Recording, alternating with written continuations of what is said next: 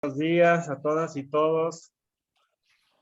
Es un placer tenerlos a todas y todos aquí. Es un placer tener a nuestro colega Eric, que nos visita desde San Cristóbal de las Casas. Un experto, un especialista en el tema de abejas.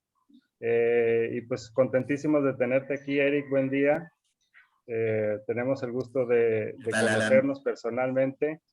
Y pues gracias a todos también por su presencia. Como saben, esta es una sesión sincrónica, parte de la actividad última de nuestro curso de rediseño de agroecosistemas y prácticas de innovación, la última del trimestre, la actividad 4 me parece, pero pues más que nada es un tema súper interesante y súper relevante a lo que hemos visto hasta ahora, que son las arbences, los polinizadores y pues claro el glifosato, ¿no? Este componente adicional que como puso Eric en el tema de su ponencia, pues es un trinomio complicado y hay que ponernos abusados, ¿no? Porque ahí está, pues tenemos graves problemas, pero pues Eric ha estudiado estos procesos y tiene mucho que compartirnos.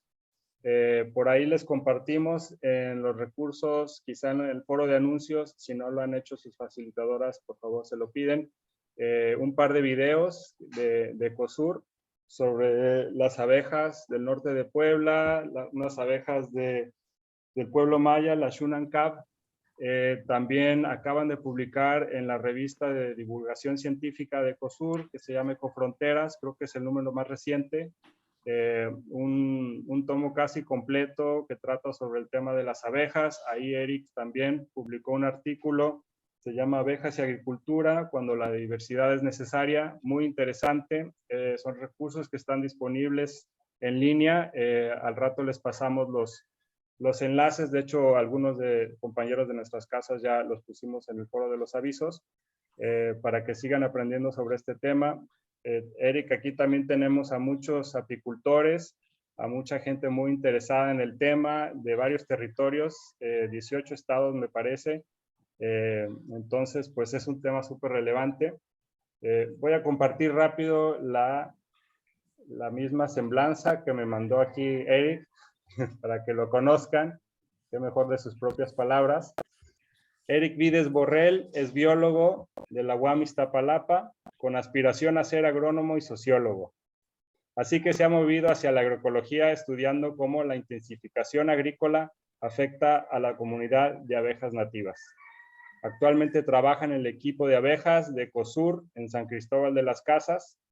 Eric colabora con organizaciones apícolas en resistencia a la siembra de soya genéticamente modificada, la deforestación y agroindustria en la península de Yucatán. Sus abejas favoritas es la Eulaema cingulata, por sus colores y su vuelo lento y pesado, las euglosas y la Shunankab, y su arbense favorita son el epazote y el puyo, ¿no? Pues bastante relevante aquí a nuestro tema. Les comparto que Eric también ahí tiene experiencia en lo que son las fermentaciones de la cerveza. Están también en transición agroecológica, ¿no? Ahí tratando de conseguir los insumos para la producción de cerveza, insumos agroecológicos, interesantísimo. Y pues jugábamos también en un equipo de disco, por eso quizá nos decían las eulemas, ¿no? Lentos, de vuelos lentos y pesados, pero nos pasamos bien. Pues bienvenido, Eric. Tenemos muchísimo de qué hablar. Vamos a tener ahorita una sesión en la que Eric presenta su tema. Van a haber 3 oportunidades para interactuar con nuestros queridos becarios y becarias. Va a ser a través del chat. Cuando Eric abra preguntas y etcétera, vamos a hacer lo mejor que se puede. Sabemos que somos muchos y es un reto, pero pues lo vamos a intentar para hacer un diálogo. Al final también vamos a cerrar con algunas preguntas y respuestas. Entonces, durante la sesión que Eric está dialogando con ustedes, que les pida, lo hacen a través del chat. Y si van teniendo preguntas puntuales sobre su ponencia, las pueden escribir en la parte de preguntas y respuestas. Ya vi que ahí hay un par de preguntas ya listas. Entonces, no sé si se encuentra aquí Tere, no, pero me parece. Tere quería decir también unas palabras de bienvenida a su compañero Eric, que lo conoce ahí de Chiapas. Pero bueno, comencemos, Eric. Tienes la palabra. Gracias, Alan. Estoy muy contento de estar aquí con todos ustedes del PIES, con el equipo de rediseño de agroecosistemas y prácticas de innovación, con quienes, pues, por su invitación, desde hace unos meses hemos trabajado juntos. Así que me da mucho gusto ahorita poder compartir un poco de, pues, de lo que hacemos en nuestro laboratorio, en el campo, y de escuchar también la experiencia que tienen todas y todos los estudiantes del PIES y los colaboradores que están en este equipo, que ha sido la verdad un trabajazo que se han aventado para poderlo llevar a cabo, ¿no? Entonces, pues empiezo con la presentación, ¿verdad? Voy a compartirles la pantalla y arrancamos.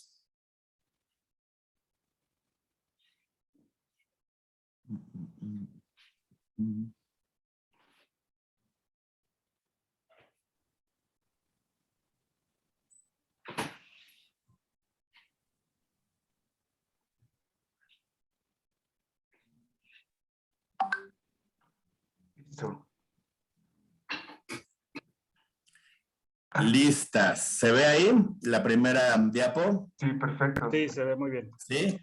Bien.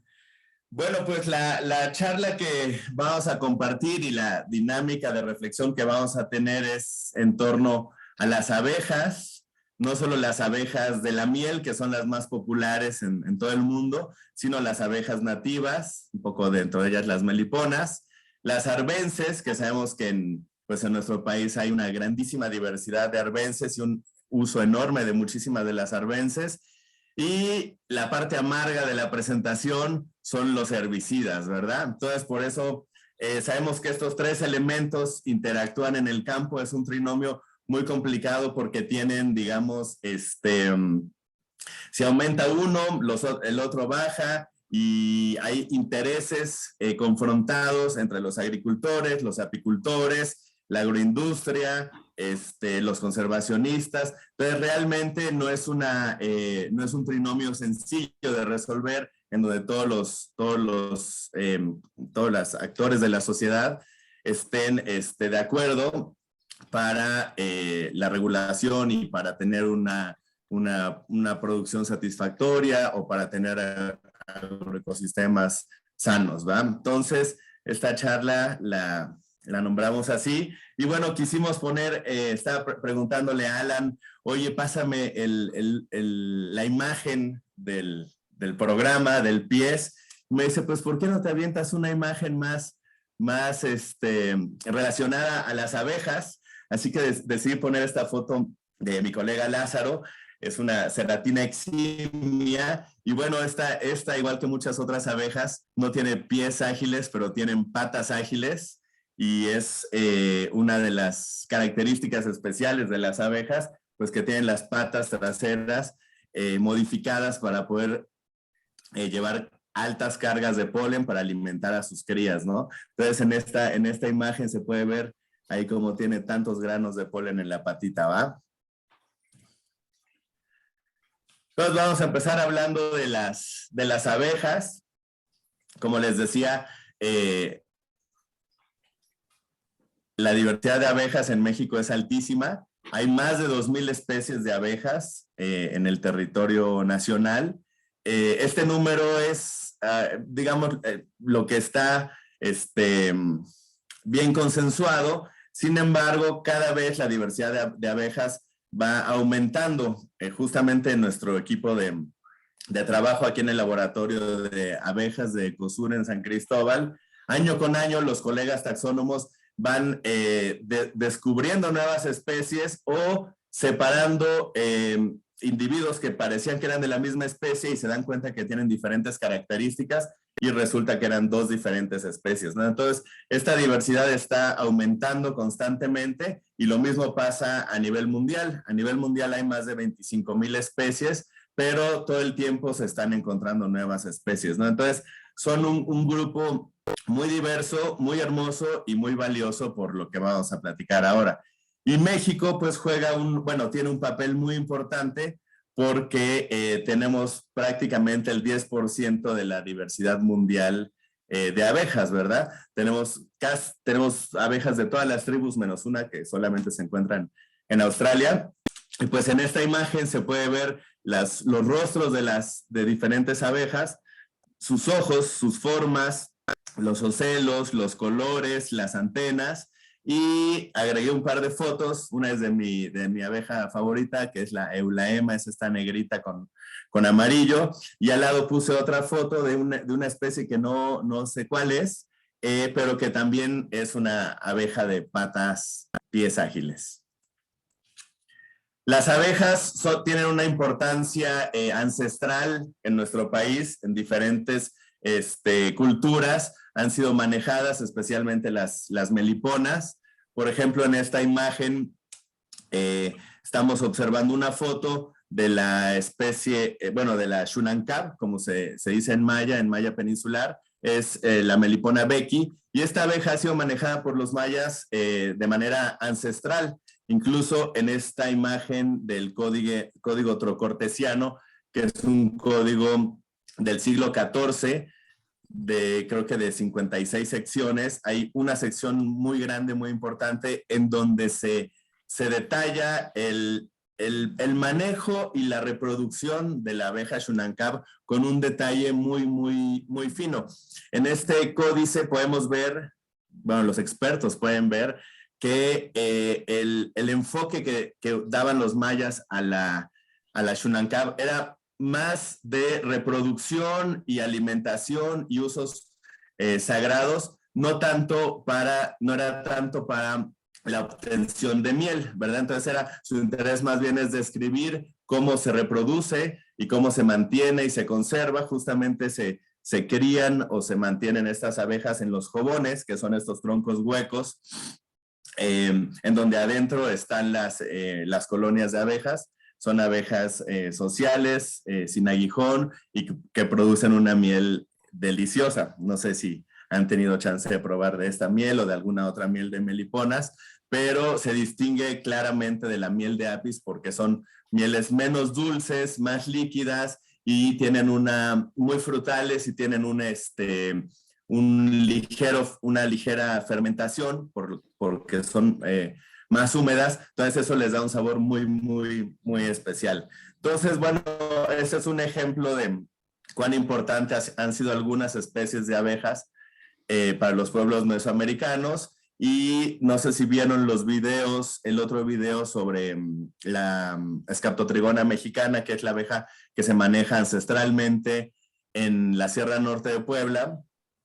Y ahí en este caso se manejaban más bien en cacerolitas de barro, en potes se llaman, y hasta la fecha hay familias que la siguen manejando. Tal vez algunos colegas aquí del pie son de esta región y nos podrán compartir más adelante sobre el manejo de estas abejas. Entonces, las abejas, además de tener una importancia cultural, ancestral enorme, pues en términos agroecológicos tienen un papel muy, muy importante, por lo que todos sabemos, ¿no? Las abejas son los polinizadores más abundantes, son los polinizadores por excelencia en prácticamente todos los cultivos. De todas las especies de plantas que nos alimentan, las abejas son importantes más o menos para 3/4 partes de las especies. Dentro de esas 3/4 partes, la importancia de las abejas varía dependiendo de la especie. Por ejemplo, vemos aquí en la izquierda que hay algunas especies de plantas, algunos cultivos que no requieren para nada la presencia de abejas para la polinización y para dar sus frutos y sus semillas. Es el caso, por ejemplo, del maíz. El maíz, que es una gramínea, igual que muchas otras gramíneas, no requiere polinizadores, y estas más bien se polinizan por la acción del viento, al igual que la papa, el chícharo, el garbanzo. Y después hay otras especies que tienen una dependencia, digamos, menor a la polinización por abejas. Por ejemplo, el frijol, el ejote, el limón, el tamarindo, el cacahuate. Estos porcentajes lo que quieren decir en este grupo de cultivos que acabo de mencionar, que dice del 1 al 10, esto lo que quiere decir es cuánto dejarían de producir estos cultivos en ausencia de las abejas, o visto de otra forma, en cuanto la presencia de las abejas contribuye a incrementar sus rendimientos.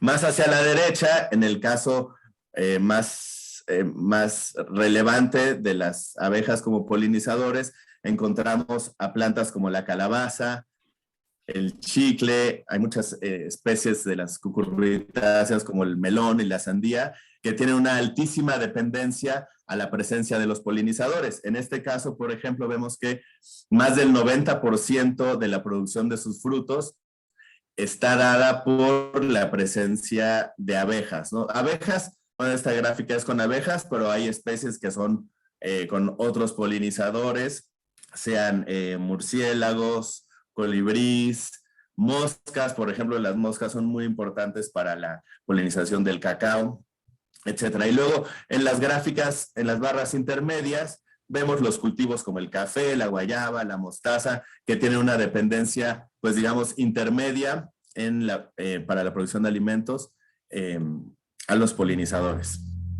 Entonces, además de la importancia, digamos, cultural, aquí agrícola o agroecológica, no puse una lámina de esto, pero las abejas también tienen una importancia tremenda en la polinización de plantas silvestres, de las cuales no conocemos qué especies de abejas las visitan, qué tanto la producción de sus semillas incrementa o desaparece con o sin las abejas, pero en general en los ecosistemas naturales, que no es, donde no hay agricultura, las abejas también juegan un papel importantísimo en la continuación de la vida de las plantas con flores.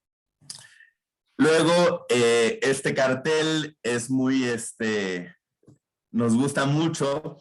Este cartel muestra la diversidad de especies cultivadas en una milpa de los Altos de Chiapas y nos muestra las especies en donde las abejas son importantes y en qué medida son importantes en la producción de los alimentos. Entonces, este cartel además fue construido con información que obtuvo Michelle Rosales, es colega del PIES y también colaboradora acá en Ecosur, en nuestro laboratorio de abejas. Y es un cartel precioso que hizo Daniela, la diseñadora del equipo, y podemos ver pues cómo cerca del 20%, bueno, el 20% de esta cosecha se debe a la polinización por los animales, abejas y los otros polinizadores, que equivale más o menos a 304 kilos de alimentos al año. Esto es importante porque las abejas contribuyen en los cultivos comerciales, pero también contribuyen muchísimo en la polinización de sistemas agroecológicos que son importantes en la autosuficiencia alimentaria, en la soberanía alimentaria. Entonces, bueno, ustedes van a tener la presentación, no me voy a detener en mencionar cuánto contribuyen los polinizadores en cada uno de los cultivos, pero ahí está bastante éxito, ¿no? En la parte de abajo. Otro agroecosistema importante de Chiapas, pues son los cafetales, ¿verdad? En los Altos y en la región de la selva también son importantes los cafetales. Y en este caso vemos que las familias que manejan estos agroecosistemas en promedio cosechan casi 2,000 kilos de alimentos al año. De estos 2,000 kilos, 508 kilogramos son producidos en parte gracias al trabajo de las abejas por la polinización de las flores. Entonces, ahorita que hemos dado una pequeña introducción sobre las abejas, quisiéramos abrir el espacio para la participación de todas ustedes y dar 15 minutos para que recordemos cuántas especies de abeja hemos visto en el campo, además de Apis mellifera. Esa no la contamos porque de por sí es muy abundante en todos lados. Y si pueden apuntar acá en el chat en qué cultivos las han observado y todavía más detallado si pueden recordar en qué estaciones del año las hemos visto, a las abejas y a los cultivos. ¿sabes? Entonces, pues creo que va a ser a través del chat, ¿verdad? Alan, que vamos a ir viendo las respuestas de las compañeras y compañeros. Entonces, cuenta el tiempo, ¿no? Abre tu chat y ponte listo, que ahí va. Ahí va, órale. Listo. Vea.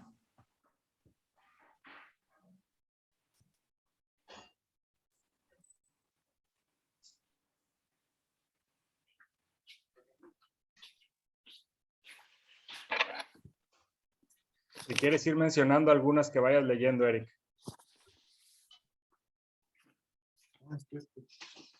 Está cerrado tu micro. Perdón. Eladio comentaba que en la costa de Oaxaca ha ubicado al menos 20 especies de abejas. La verdad es una observación altísima. Luego, colegas como Rodolfo y Eric están mencionando más bien los cultivos y dicen pues maíz, hortalizas, pepino, ubican abejorros, meliponas, ubica también Sonia de Puebla, los cultivos, especialmente el durazno, el aguacate y la manzana. Van bien rápido, ya me quedé 18, 19, 21 mensajes abajo. Elvia habla de frisiomelita nigra en limón y pino. Luego vemos a Daniela que menciona las gilocopas, que son unas abejas enormes, preciosas. Las osmias también son muy chidas. René dice que ha visto algunas meliponas, pero no ubica en qué especie son. En plantas de macadamia, café, plátano. Pueden ser escaptotrigonas por ese tipo de agroecosistemas. Meliponas en café. Edgar ha visto las eulosas. ¿En qué cultivos o qué plantas las has visto, Edgar? Porque esas son las de las orquídeas, pero también visitan algunas otras flores. En la calabaza, Jorge dice en la calabaza, los abejorros, prácticamente todo el año. Voy 88 mensajes atrás. Vamos a adelantar un poco para Oye, actualizar. Eric, ¿cuál es la No, situación de la vainilla, del polinizador de la vainilla? ¿Sí existe todavía en estado silvestre? sí. Las vainillas son orquídeas y son polinizadas por euglosas. Las euglosas son de las abejas más hermosas, pero además son muy especiales porque ellas van y polinizan las flores de las orquídeas, como de la vainilla, pero no buscan necesariamente los recursos alimenticios, o sea, el polen o el néctar, sino más bien los machos van, se frotan ahí en las flores de orquídea para perfumarse, para que se les pegue el aroma de las flores, buscan el recurso aromático y después con eso es que se van a cortejar a las hembras para la reproducción. Entonces es otro tipo de aprovechamiento que hacen las abejas con cierto tipo de flores, ¿no? Entonces las orquídeas, además de ser muy hermosas, pues son muy coquetas, ¿no? Les gusta andar perfumadonas, las orquídeas, las eulosas. Y hay quienes están haciendo polinización manual, pero realmente sigue siendo mucho más efectiva la polinización con abejas. No, claro, en todo el mundo, pues las personas son las que están haciendo esa labor, ¿no? De polinizar a las vainillas. Sí, pero es súper costoso, ¿no? Si tuviéramos los agroecosistemas sanos con una alta diversidad de eulosas, no sería necesario estar haciendo la chamba en las abejas, ¿verdad? A ver.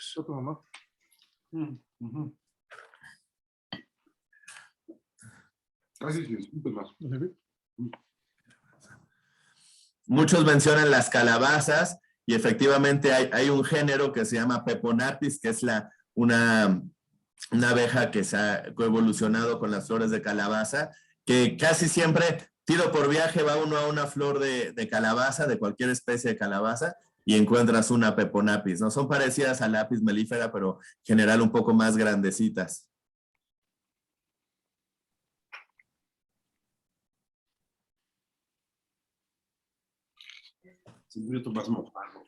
Me dio mucha pena. Vamos a también, podemos luego grabar el texto del chat y lo revisamos y lo sistematizamos luego y les regresamos, ¿no? Los resultados de Le decía, tantas Estaría muy contribuciones. chido, estaría buenísimo, sí. o sea, era una especie de crítico político radical, mega cabrón.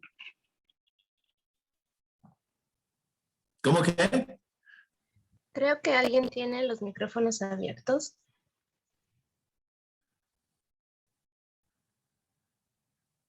Euglossinis, en orquídeas, abejorros. Los abejorros sí le caen a los frijoles. Euglossas en vainilla. Alfredo Uriel comenta justamente de las euglossas en vainilla entre febrero y marzo. En orquídeas algunas trigonas muy pequeñas. Noto que hay muchísimo conocimiento de las abejas. Pensé que se iba a hablar un poco solamente de las meliponas y alguna que otra, pero de por sí todo el mundo conoce el chalum. Parece que conocen mucho de las abejas. Abeja de caballo de color rojizo. Abeja. Esa puede ser una centris, que son unas abejas medianas que vuelan súper rápido con un sonido muy, muy intenso, muy bonitas. Abejorros en la... Maluk comenta que ha visto abejorros en las flores de calabaza. Juana nos dice que ha visto 3 especies diferentes, pero no menciona cuáles, en cultivo de calabaza, de zarzamora y en frijoles.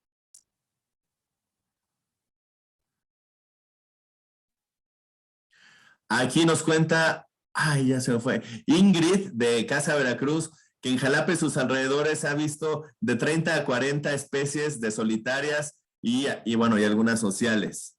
Abejorros en gigantón y girasol en la época.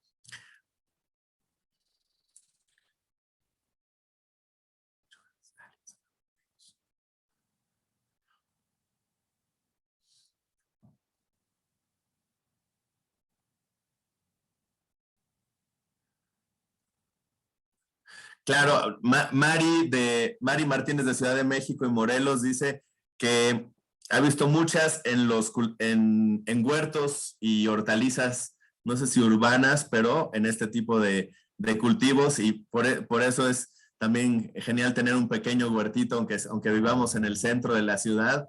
Es, por ejemplo, en San Cristóbal, que bueno, no está tan lejos de las casas del centro de las laderas, cuando hay flor de chayote en mi jardín o de la ruda, pues se aparecen al menos unas 5 especies de abejas. Más que nada, muchos abejorros.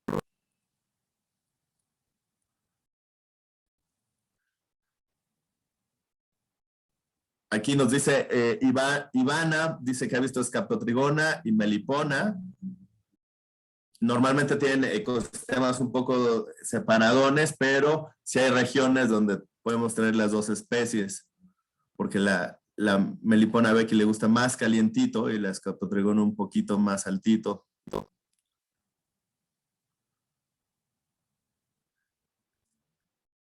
Crescencio comenta que en las arbences durante el verano y parte del otoño.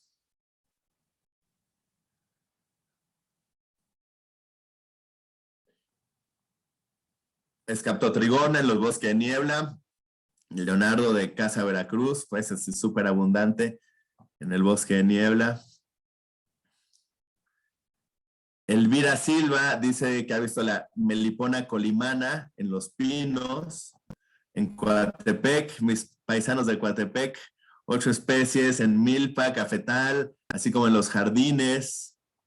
Y dice que va a poner más atención para identificar a más. Pues yo me estoy quedando súper atrasado. Ahora ya estoy 231 mensajes atrás. O sea que creo que necesitaríamos tener 6 chats abiertos para darle lectura a todo. Pero ya sabíamos que esto iba a pasar.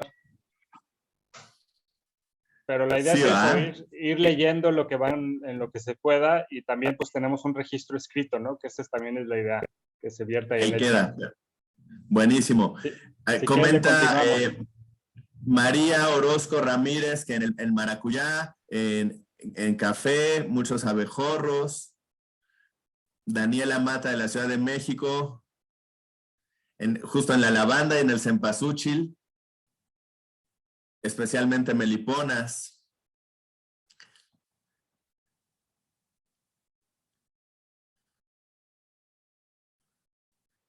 Luego, Yaneli comenta algo muy pertinente, dice, pues, Yaneli Martínez dice, pues, en primavera es cuando he visto más, ¿no? Y eso, efectivamente, cuando hay más floración. ¿Sí? ¿Creen que continuamos? Parece que... Sí, adelante, Eric. Súper, ¿Sí? súper interesante la aportación de los compañeros y compañeras. Bueno, entonces vamos a seguir con la charla. Yo creo que si siguen poniendo respuestas mientras escuchan, adelante, ¿verdad, Alan? Listo. Sí, está bien, claro que sí. Muchas gracias, Erika. Ahí toma agua. Pues. Es que de tanto chat se seca la boca, tanto leer el chat. Bueno, entonces vamos a seguir ahora. Vamos a hablar un poco. Ahora vamos a las arbences. Perdón, como que no quiso cambiar.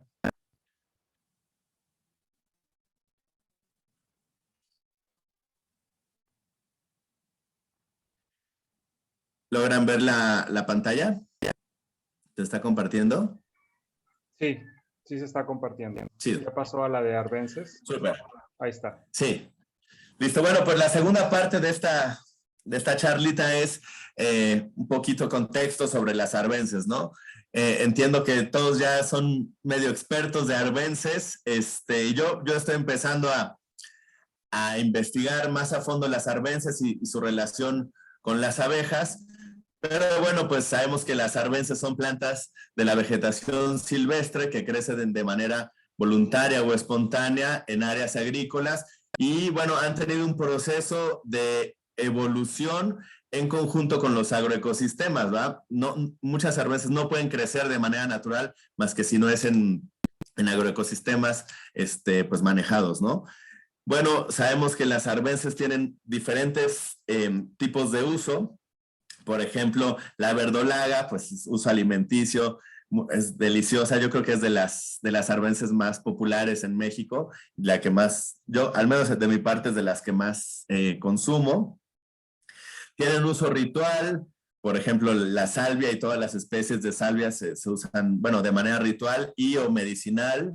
Hay muchas que tienen uso forrajero y otras tienen usos tal vez de menor importancia o menor frecuencia, como para la construcción o como para abonos. Y en forrajero lo señalé un poquito en negro, porque normalmente cuando pensamos en forraje, pensamos en ganado, sea ovino, bovino, pollos también, como la hierba del pollo, que se comen tanto las gallinas, pero pocas veces pensamos arbences como un recurso forrajero para las abejas. Y es justamente lo que estamos tratando de argumentar ahora, es darle valor a las malezas y arbences, no solamente por estos usos que son ya muy conocidos, sino también porque son fuente importantísima de alimento para las abejas.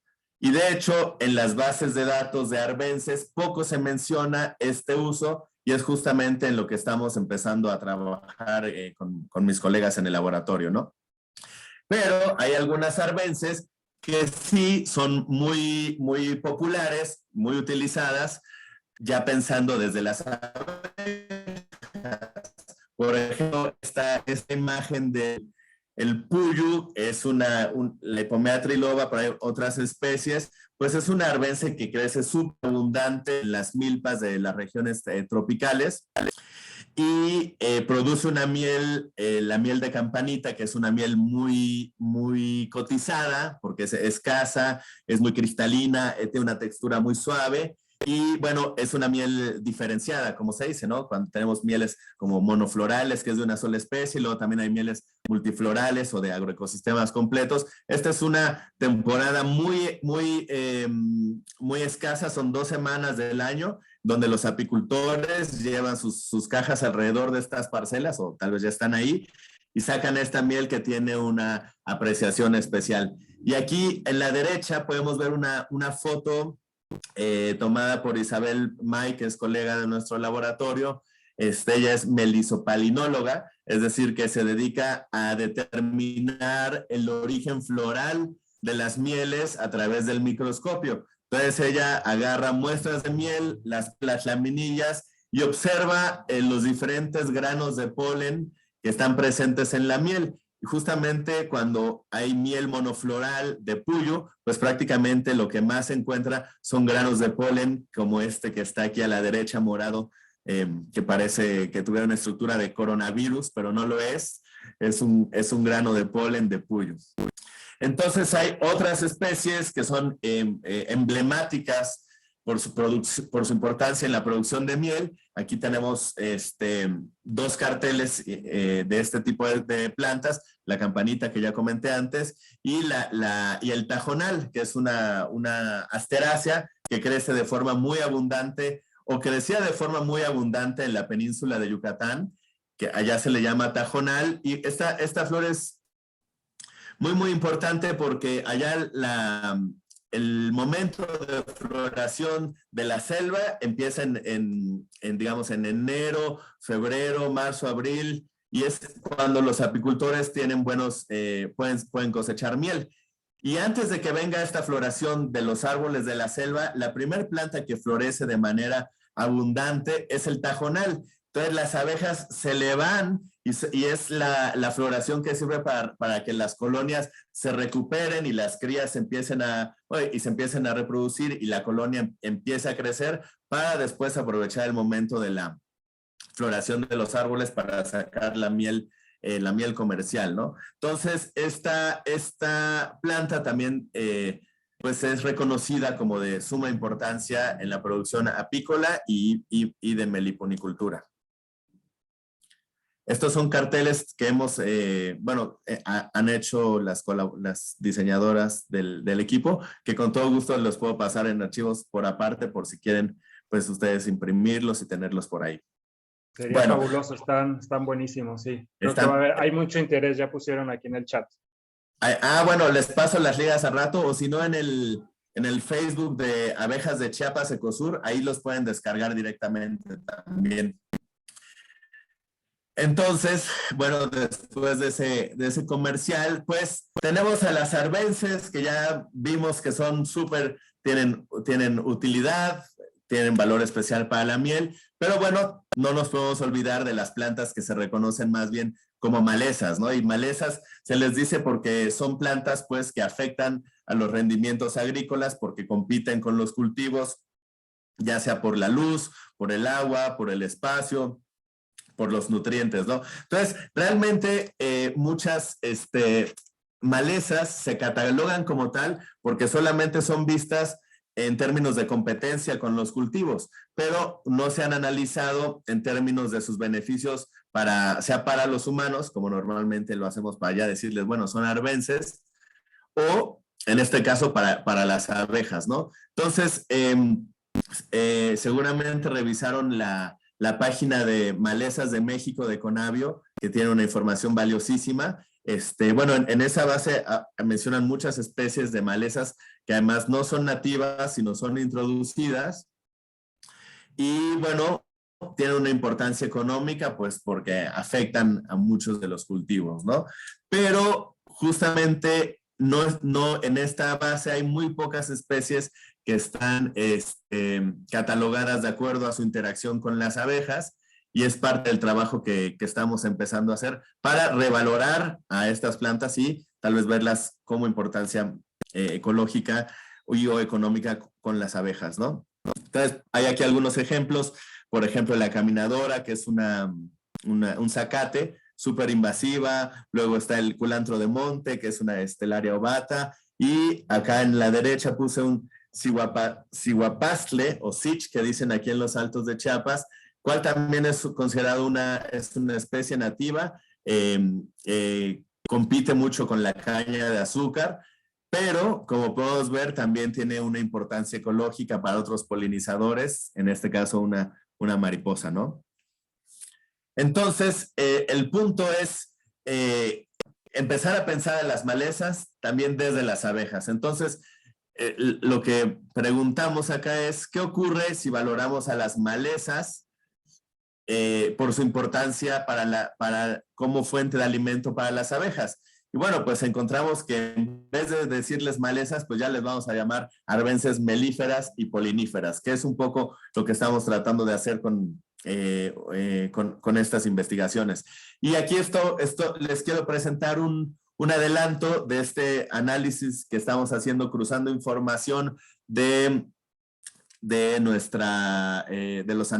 análisis melisopalinológicos, en donde podemos encontrar granos de polen. Por ejemplo, en esta tabla vemos como 20 y tantas especies de arbences que crecen en milpas del centro del país. Esto lo obtuvimos de un artículo de Geo y Beatriz Rendón, que describen el uso alimenticio y también medicinal de todas estas especies. Y luego nosotros vimos, pues, cuáles de estas especies también tienen uso para las abejas. Y encontramos que todas estas especies son de importancia apícola, es decir, todas producen o néctar o polen que pueden aprovechar las abejas. Entonces, vemos que entre los humanos y las abejas tenemos muchas plantas que compartimos en la dieta, ¿no? Y lo mismo hicimos para las arbences en los cafetales. Aquí vemos que hay un patrón diferente. No son tan importantes estas arbences como fuente de alimento para los humanos, pero son mucho más importantes como fuente para uso medicinal. Y al igual, todas las especies que encontramos en mieles de cafetal, o sea, todas esas especies que están catalogadas como medicinales son también especies que importan para la producción apícola y de meliponicultura. Entonces, de ahí que también hicimos un cartelito sobre la importancia del cafetal y su interacción con la apicultura. Bueno, entonces vamos a hacer una pausa y ahora vamos a hacer el mismo ejercicio, solamente que ahora vamos a pensar qué especies de arbences recuerdas haber visto con abejas u otros polinizadores. Y lo mismo en qué agroecosistema y más o menos en qué momento del año las viste. Entonces, igual damos 15 minutos. Si me echan el paro con la lectura, Alan, para el chat. O no se pueden dos a la vez, ¿verdad? No, pues bueno, ahí le vamos dando. Sí se puede. Entonces, nomás con la conexión es un poco lento, pero ahí vamos dando lectura entre todos. Órale, chido. Son 10:50, podemos dedicar 10 minutitos, un poco menos para esto, si quieren. Va. Chat, arranca el chat.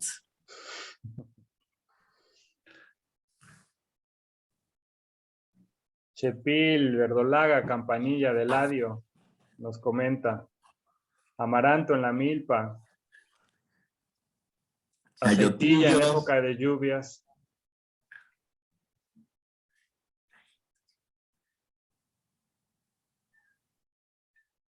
El verano parece que es importante en los zacahuales, mucha floración de arbences.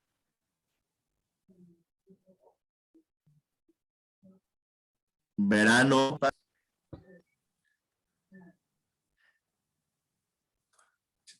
Toloache, cierto. De hecho, el toloache sí está catalogado en la base de datos de Conavio como importante para las abejas. Es de las muy pocas especies que sí tienen esa categoría ahí. Saber cómo se pondrán las abejas entoloachadas. Oye, quiero hacer un comercial para nuestro propio trimestre porque no solo muchas de estas especies proveen de néctar o de polen a los polinizadores, sino también a varios insectos benéficos, ¿no? muchas de las moscas que hacen regulación biológica, muchas chinches, escarabajos, también se alimentan como fuente alternativa de polen, por ejemplo. Entonces, todas estas arbences también son importantísimas para toda la población de insectos, ¿no? que regula. Exactamente, sí, no solamente para las abejas, sino para todas. Yo me clavé con las abejas, pero realmente son importantísimos para un montón de otras especies. Híjole, ya me perdí. Ahí estamos.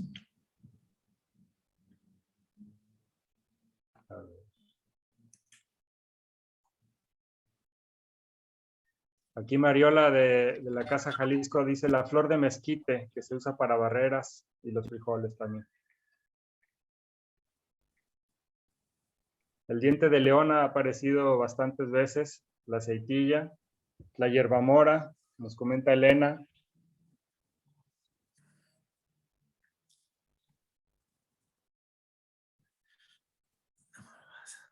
Mafafa, la lavanda, claro. Carlos, ya no alcancé a leer qué puso, pero sí, a ver, vamos a ver. Tac, tac, tac.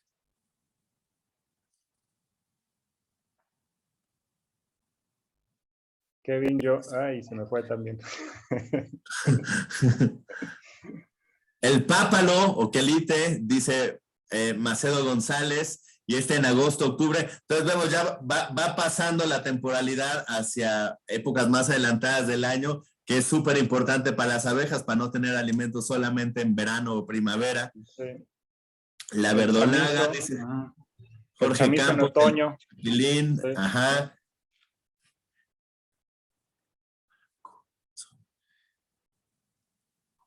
En el mango, por supuesto. Marcela dice en la malva blanca.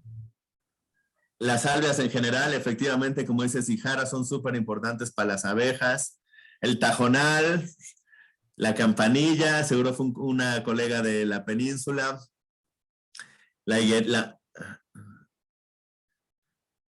Los quelites de Zacualpa, dice José. Mozote que no conozco. Israel de Oaxaca. En el huizach, los huizaches, como dice Elvira Silvia, son súper importantes para muy nectaríferos, poseen muchísimo néctar de alta calidad. Hierba del pollo, hierba de pollo es para el pollo y para las abejas, yo no sabía. Creo que es aquí Indira, pero no alcanzo a leer una de las becarias que nos dice que en cada estación hay floración de arbences, ¿no? Quizá ahí para lápiz melífera sí es crucial, que sí está activa todo el año, ¿no? Pero no sé, sácame de la duda. Sí, otras especies, por ejemplo, o se guardan como que hibernan, pero muchas de las especies sociales mantienen su actividad, solamente que se reduce mucho la población. Entonces están poniendo crías así como que a lo mínimo para mantener la colonia, y las que están vivas van y traen ahora sí que si hay poquita comida ahí se ajustan, ¿no? Y disminuye mucho la colonia, es lo que ocurre con las sociales en escasez.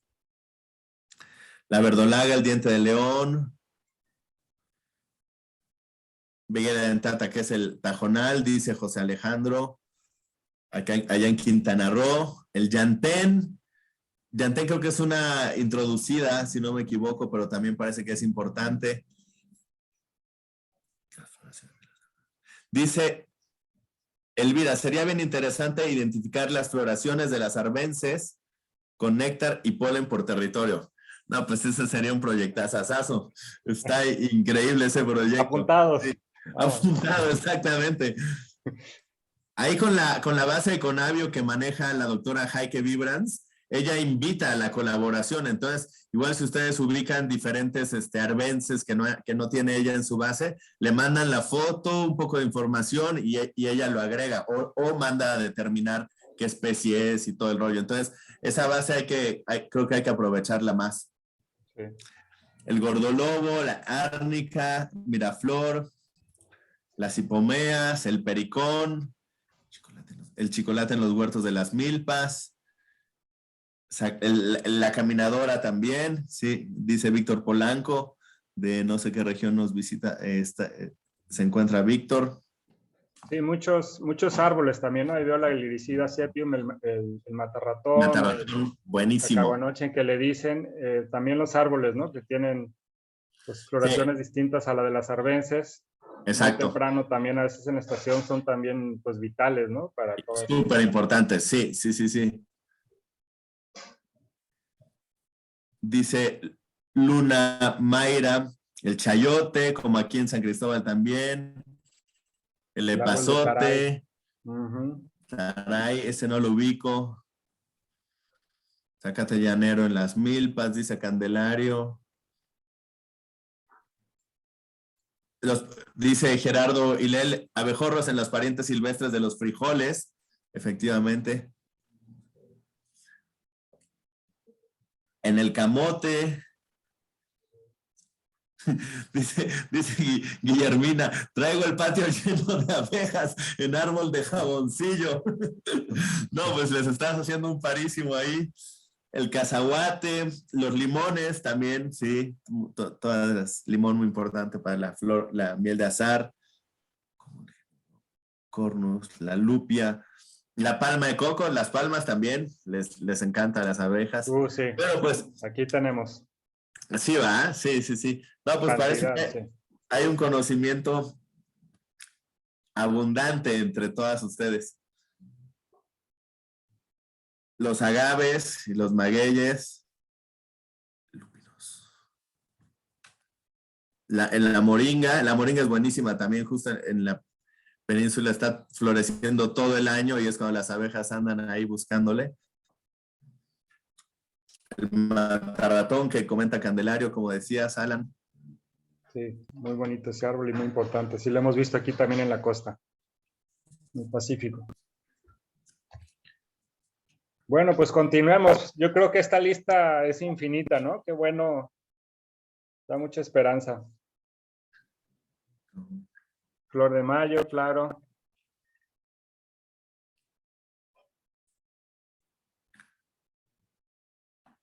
Ahí está.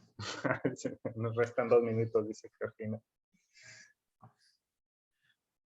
Flor de lagaña, vámonos, de Jonathan. Esta no la conozco tampoco.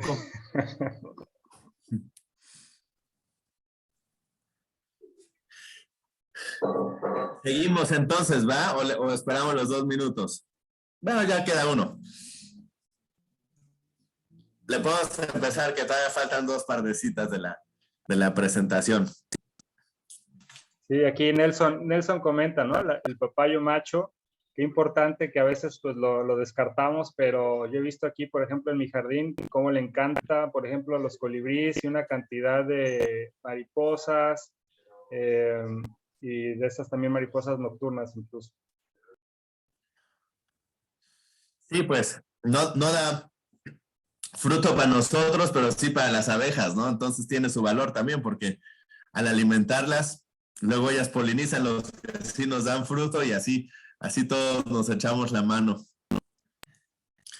Bueno, entonces, vamos a hablar ahora de la parte amarga de la presentación, que son los herbicidas, y en particular de un solo herbicida, bueno, de los herbicidas en general, pero nos vamos a enfocar un poco más en el glifosato. ¿Y por qué en el glifosato, no? Bueno, pues como sabemos, el glifosato, ya están viendo la presentación, ¿va? Chido. Sí. El glifosato, o como comúnmente se le llama el faena, que el principio activo es el glifosato, pues es el herbicida de amplio espectro más utilizado en el mundo. Del glifosato se aplican millones de toneladas en todo el mundo. En México es el herbicida que ocupa, o sea, solo él ocupa el 45% del mercado. Se utiliza en un montón de cultivos importantes en México, como podemos ver en la gráfica de abajito, en el maíz, en los cítricos, en los pastizales, en el algodón, que por cierto, mucho del algodón que se siembra en México es algodón transgénico, y una de las propiedades que tiene el algodón transgénico es que es resistente al glifosato, y el otro cultivo resistente al glifosato que se siembra de manera comercial o a escala comercial, pero de manera ilegal, porque hay la soya genéticamente modificada. Sin embargo, en cantidades extensivas, superficies extensivas, especialmente acá en Chiapas, en el Soconusco, y en la península de Yucatán, en la región de, pues mucho en Jopelchen, en Campeche, y algunas otras partes del cono sur de Yucatán, ¿no? Entonces, esto lo hacemos porque las organizaciones de apicultores han estado haciendo monitores y señalando que se sigue haciendo esta variedad de soya, la cual es resistente al glifosato y por tanto se aplica más glifosato que en soyas convencionales, gracias al trabajo que estos apicultores han estado haciendo. Entonces, en esta imagen que vemos, esta es una de las parcelas medianitas que podemos encontrar en Jopelchen, Campeche, plantadas con soya genéticamente modificadas. Hay parcelas mucho más grandes en donde la aplicación de glifosato se hace con avioneta, lo cual genera que pues, las partículas de glifosato se vayan por el aire a zonas que no solamente son en el cultivo y está generando problemas graves de salud. Entonces, el glifosato pues es emblemático por la gran cantidad de su uso y porque está asociado, bueno, porque se utiliza en cultivos genéticamente modificados en México, en particular la soya y el algodón. Entonces, bueno, esta sustancia, el glifosato, ha sido declarada como una sustancia probablemente cancerígena. Creo que esto fue en 2015 por el Centro de Investigación de Cáncer de la ONU. Esta declaración generó muchísima polémica y obviamente la agroindustria defendió y hizo sus investigaciones y argumentó que no era una sustancia cancerígena, pero bueno, a raíz de esto se ha ido prohibiendo en diferentes estados, en diferentes países del mundo. Sin embargo, sigue siendo el herbicida estelar en todo el país y en todo el mundo. Este herbicida se ha asociado no solamente al cáncer, sino a otros problemas como trastornos del sistema endocrino, a la enfermedad celíaca. Algunos artículos han encontrado que al autismo tiene efectos sobre los eritrocitos y sobre el intestino, ¿no? De todo esto hay evidencia científica. Y bueno, como les decía, la industria y sus investigadores cuestionaron esta decisión, entonces hay una polémica alrededor del glifosato, ¿no? Lo que sí es cierto es que no es el herbicida más tóxico de los que encontramos en el campo mexicano. El paraquat, por ejemplo, es más tóxico para humanos y para los organismos. No es el más tóxico, pero sí está en todos lados. Y eso es lo que lo que hace muy preocupante la situación con el glifosato. Por ejemplo, en México se ha encontrado que muestras de maíz y de tostadas y de harina contienen no solo secuencias transgénicas, sino también residuos detectables de glifosato. También se ha encontrado glifosato en muestras de agua de pozos y de orina de jornaleros agrícolas de la región de Jopelchen, en Campeche, donde yo he trabajado mucho. Y esto ocurre por dos fuentes de contaminación. Una es la aplicación aérea de glifosato y la otra es la perforación de pozos de extracción. Lo que hacen ahí los agricultores industriales es que para que no se inunden sus planicies, perforan el suelo, hacen unos pozos para que cuando vengan las lluvias por ahí se drene todo el agua y entonces todo el glifosato que vertieron después se diluye con la lluvia y se va a los mantos acuíferos y después en el pueblo de al lado la gente que obtiene agua para su vida de los pozos pues ya lleva digamos residuos que no han sido filtrados o procesados como si pasaran o no se han biodegradado como si pasaran por todas las capas del suelo, sino que llegan derechito al manto freático. El glifosato incluso se ha encontrado en miel con certificaciones orgánicas, ¿no? Se ha encontrado también en vinos y cervezas Y bueno, eso es un dato chistoso, cuatro de estos 20 vinos y cervezas analizadas eran vinos con certificación de cultivo orgánico. Entonces, imagínense cuán abundante es que hasta en los productos que nos venden como orgánicos podemos encontrar glifosato.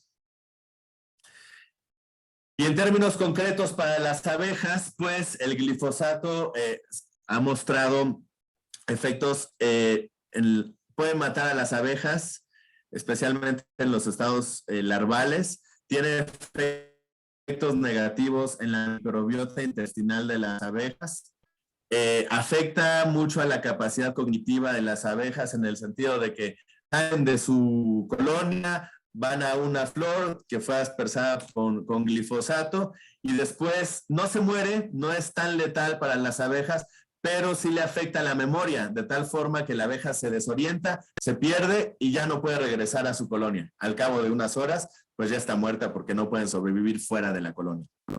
Y el otro efecto es el efecto indirecto por la eliminación masiva de las arbences, que genera pues que las abejas no encuentren tantos recursos alimenticios y por lo tanto se vuelvan más, pues están en estado de desnutrición, se vuelven más vulnerables a otras enfermedades o a otras plagas como la varroa o como otras enfermedades como la nosema. Todo esto también está bien documentado. Bueno, entonces, hablando ahora del, tal vez una parte un poco más dulce de la historia, es el decreto presidencial de hace ya 2 años, del 31 de diciembre de 2020, por el cual se estableció que se van a hacer las acciones para ir eliminando gradualmente el uso y la comercialización de glifosato en nuestro país. Este decreto, creo que todos lo conocemos, realmente creo que es un intento valioso, importante, es un reto, porque puede pasar como con otros productos agrícolas que no se han podido regular, por ejemplo la soya transgénica, y siguen en el campo y se siguen comercializando, ¿no? Entonces, este decreto, si no se ejecuta y se lleva a cabo con mucho cuidado, mucha precaución, puede generar otros problemas asociados como el tráfico ilegal de glifosato, por ejemplo, ¿no? Así como hay huachicol, pues hay glifosato glifopirata, ¿no? O prohibido. Bueno, este es un decreto presidencial, hay toda una intención del gobierno federal de eliminar el uso del glifosato, pero esto es, vamos a decir, más o menos reciente, tiene un par de años. Previo al decreto presidencial, obviamente las organizaciones campesinas, apícolas, movimientos agroecológicos ya habían señalado sobre los efectos nefastos que tiene el glifosato en el campo y en la salud. Entonces creo que es importante pues mencionar ambas voluntades, ¿no? Desde el poder del gobierno y desde los movimientos sociales. Aquí pongo 2 movimientos emblemáticos. Uno es el del movimiento Sin Maíz No Hay País, localizado más, diría, en el centro del país. Y el otro muy importante es el de la resistencia que han hecho los agricultores, apicultoras y meliponicultoras de la península de Yucatán, especialmente de Jopelchen, Campeche, quienes han, digamos, ganado en papel la batalla en contra de la soya transgénica, porque lograron que la Suprema Corte prohibiera la comercialización de estas semillas. Sin embargo, como decía antes, se sigue comercializando o sembrando o moviendo. Bueno, entonces sabemos, vamos a dejar un poquito esta onda del glifosato y pensando en términos, digamos, de las interacciones agroecológicas, pues presento esta gráfica en donde vemos que se sabe que a mayor uso de glifosato, menor abundancia de arbences, y eso genera o nos permite tener buenos rendimientos agrícolas, ¿no? Bueno, digamos, esa es una idea bien establecida en la agricultura convencional, por eso que se usa tanto los herbicidas. Sin embargo, sabemos también que a mayor uso de glifosato, no sé si se ve el cursor en la pantalla, se ve, ¿va?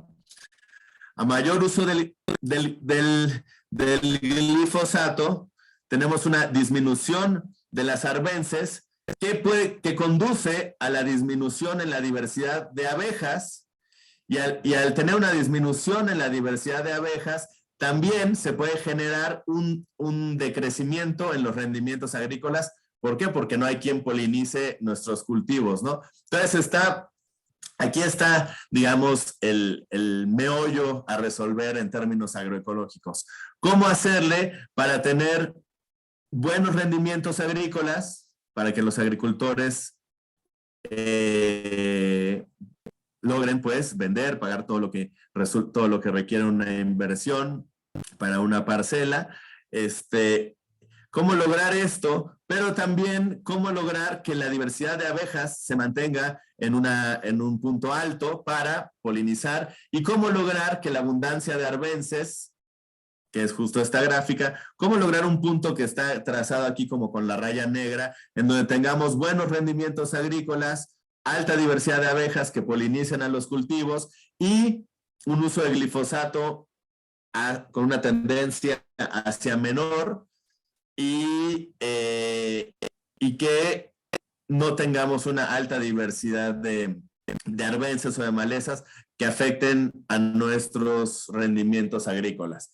Es ahí donde se hace un nudo complicado de resolver, y por tanto quisiéramos, pues, pedir a las mentes brillantes y talentosas que nos ayuden con este problema, y que dediquemos unos 10 minutos para, entre todas ustedes, piensen estrategias posibles para lograr un balance entre arbences, polinizadores,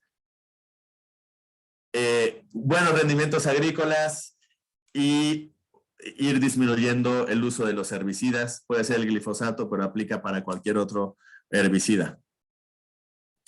Entonces, parece 2 participantes levantaron la mano. ¿Cómo les damos la palabra?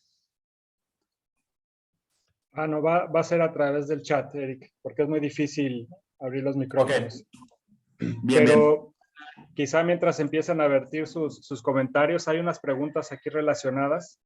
Una de ellas es justo lo que puso Jonathan al principio, ¿no? Esto que tú mencionaste de darles agua con azúcar, y ahí generó un poquito de conversación en el chat, y al final también otro compañero habla de que también les da agua, miel y plátano, ¿no? Es una estrategia en sí, ¿no? De poder apoyar a las abejas cuando no hay flores, etcétera. ¿Qué opinas de eso?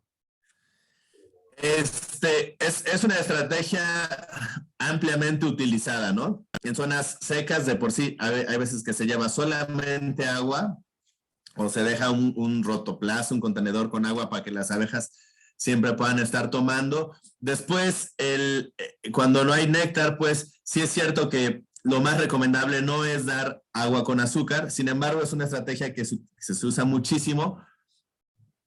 Hasta donde yo sé, no es nociva para las abejas, porque es unos 2-3 meses del año. Sin embargo, sí sabemos que hay mejores fuentes de azúcares que dar a las abejas. Entonces, en muchos lugares se les da calabacita o papaya, en fin, sandía, agua de sandía. Hay muchísimas frutas con altos contenidos de azúcar que permiten a las abejas mantenerse. Y luego hay la otra opción mucho más benéfica o favorable para las abejas, no cosecharles toda la miel y justamente dejarles reserva, que es lo que hacen las abejas, que es la miel que les robamos, dejarles unas reservas de miel considerables para que no sea necesario alimentarlos en época de escasez de floración, ¿no? Esto, por ejemplo, lo hacen en prácticas me parece que de apicultura orgánica, es un requerimiento, o algunas otras certificaciones exigen que no se le quite toda la miel a las abejas y se les dé una reserva buena para no tener que alimentar justamente. Pero yo también coincido con Jonathan que lo mejor es darles agua de frutas o frutas mismas, y ahí van ellas a buscar los azúcares, ¿no? Interesante, gracias, Eric. Bueno, ahí hay varias estrategias. Ajá. Luego, a ver. Las abejas azules, ¿de qué estado provienen? Dice Angélica. A las azules, han de ser han de ser las euglossums o pueden ser euglosas. Son abejas más o menos comunes de todo el trópico, ¿no? Ya que están en México tal vez andan saliendo tantito, pero un poquito más al sur son muy comunes. Entonces son abejas que originalmente son más de Mesoamérica y que se han ido moviendo tal vez un poquito más al norte hacia la Ciudad de México, como menciona Angélica Valentín. Luego Marcos Pérez pregunta, ¿alguna experiencia de manejo agroecológico de abejas nativas en la Ciudad de México? Pues la verdad desconozco, pero sé quién puede saber. Entonces pregunto y les mando si me contestan la respuesta a través de los colegas. Estas preguntas luego se quedan registradas, ¿verdad, Alan? ¿O las tendré que apuntar? No, quedan registradas y estaba pensando que luego podemos hacer igual un audio, si no alcanzamos a responderlas todas ahorita, un escrito, y pues pasamos otra vez las preguntas y las respuestas y nos compartes tus ideas y pues ya las compartimos luego con todo el grupo de pies, algo así, ¿no? Súper. Ok, pregunta Gerardo Iliel López, dice, ¿en qué superficie se realizó este análisis de datos referentes al cartel y en qué porcentaje contribuye a la autosuficiencia para una familia? Justo ayer estaba yo comunicándome con Michelle y le hice la misma pregunta a Gerardo. Le digo, oye, ¿esto es una unidad por hectárea o qué? Y lo que me respondió es que en promedio las familias de los Altos de Chiapas entre Milpa y Cafetal manejan como 1.8 hectáreas. Entonces, no es una cantidad que se obtuvo por hectárea, sino de las superficies promedio de lo que manejan las familias. Habría que extrapolarlo o alinearlo hacia una medida estándar como la hectárea. Pero esto es más bien la suma de Milpa Cafetal y queda entre 1,5 y 2 hectáreas. Yo estaba leyendo ayer un dato curioso, así a nivel mundial general, le podemos agradecer a las abejas que 1 de cada 3 bocados en nuestra boca se los debemos a ellas, ¿no? Entonces, así nos da una idea de lo que nos proporcionan. No sé, Eric, si quieras leer un poquito lo que está pasando aquí en el chat en cuanto a las estrategias. Ok. Vamos. Cantidad de comentarios ahí que nos están compartiendo las compañeras y compañeros. Espérame, a ver, ajá.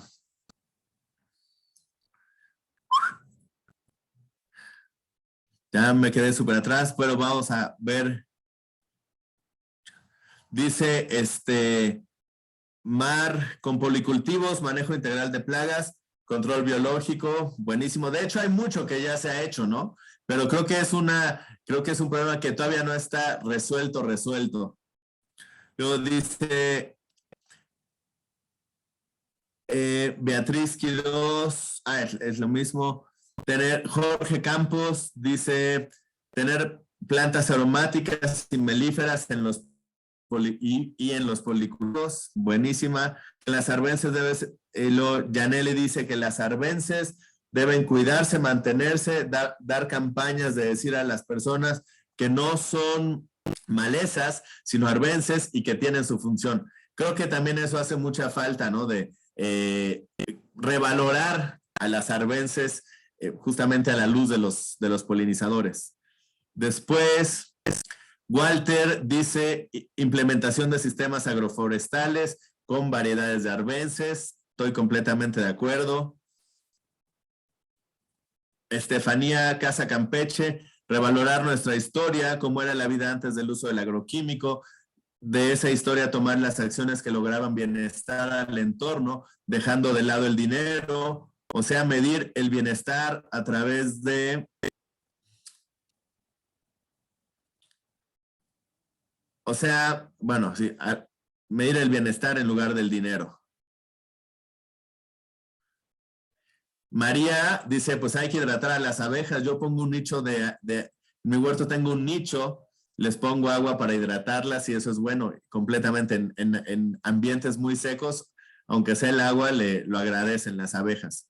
Crescencio dice prácticas agroecológicas para el control de arbences, generar diversidad y manejar los agroecosistemas como organismos vivos completamente. Dice Mari Martínez de la Ciudad de México, mediante el establecimiento de policultivos, asociación y rotación, implementación de especies aromáticas para evitar plagas y para atraer polinizadores, crear un ambiente que permite que se regule el ecosistema. Súper. Ivana dice delimitar perímetros para las abejas en áreas conservadas, libres de agrotóxicos, con cultivos diversificados. Hilda dice sistemas sintrópicos como el MIAS. Donaldo Michel dice policultivos, introducir arbences y especies de plantas atrayentes de polinizadores, regulación en las dosis y las aplicaciones de los herbicidas para su disminución gradual.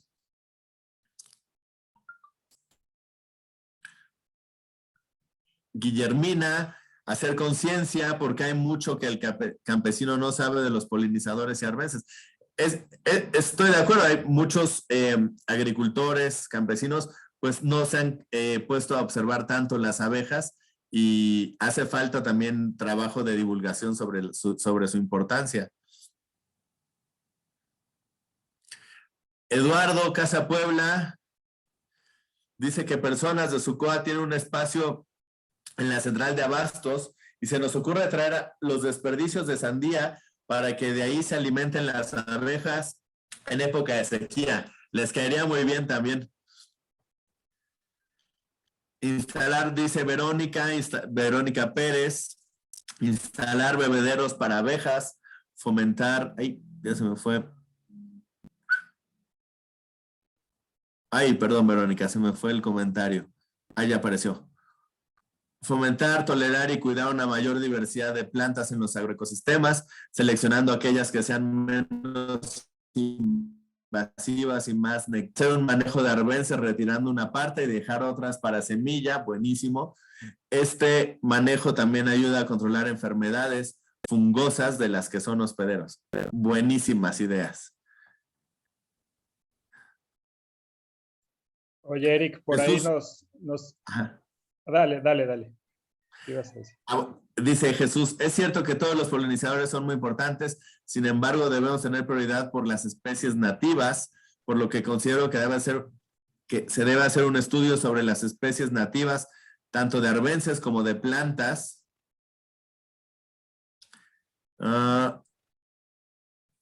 Como de plantas en esa instancia, fomentar o hacer una relación de 3/4 partes de arbences nativos que pueden fomentar el crecimiento y desarrollo de nativas y posteriormente 1/4 parte de las arbences existentes. De esta manera el agroecosistema integrará tanto polinizadores nativos como los introducidos en medida de los cultivos.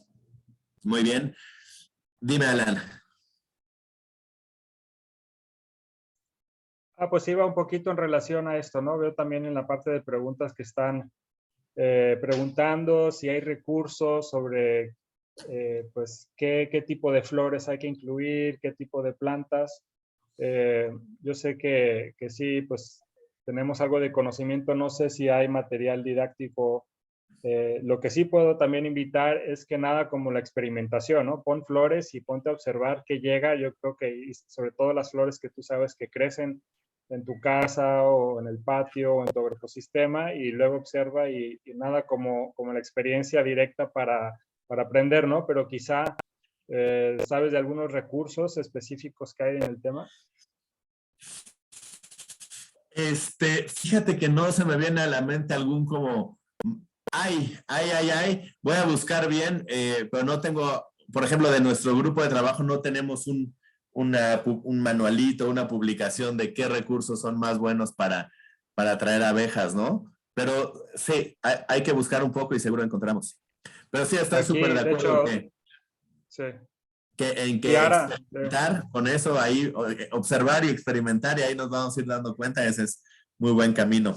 sí. Ciara nos está diciendo que la Conavio tiene muy buenos recursos sobre jardines de polinizadores. Pongámonos a buscar y lo compartimos. Pero justamente es eso, ¿no? Nos falta tanta información y sobre todo disponible así como de una manera al público didáctica, sobre saber toda la temporalidad de las flores a través del año, ¿no? Que siempre tengan recursos las abejas y también esto de los espacios, ¿no? En qué espacios y en qué arreglos, etcétera. Sí, hay unos carteles, ahora me estoy acordando que hizo Linda Marín, una colega que estuvo acá en Ecosur, sobre justo las especies del huerto y en qué época del año florecen y a qué polinizadores contribuyen. O sea, todo en un solo cartel y es muy bueno. De eso sí tenemos, les voy a mandar también, Alan.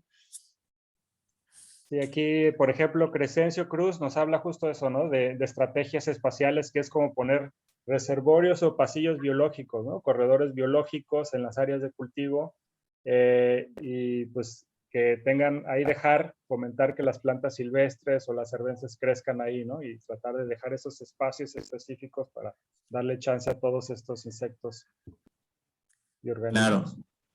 sí, sí, sí.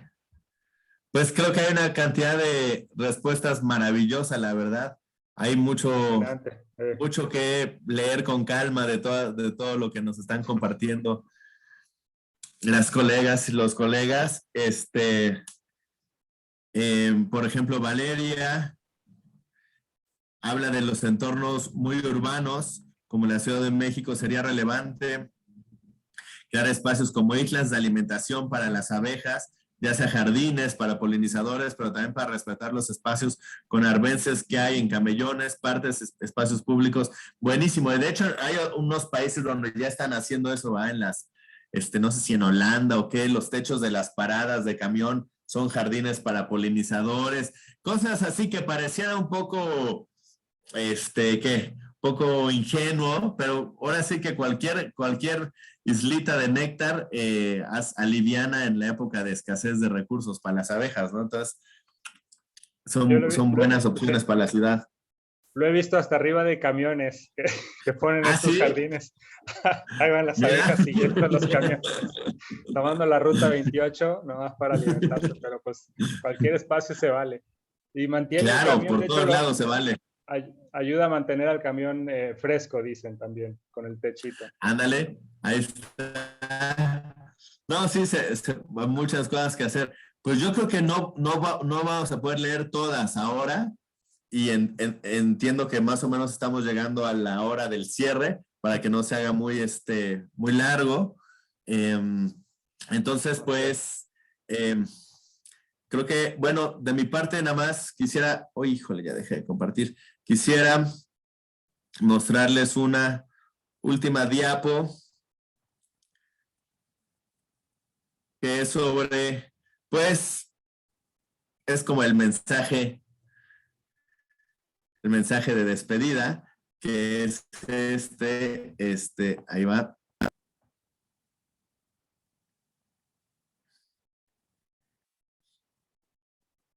Que es muy básico, pero quiero decir que si se hace un buen manejo de los agroecosistemas, híjole, ya se me fue ahí está.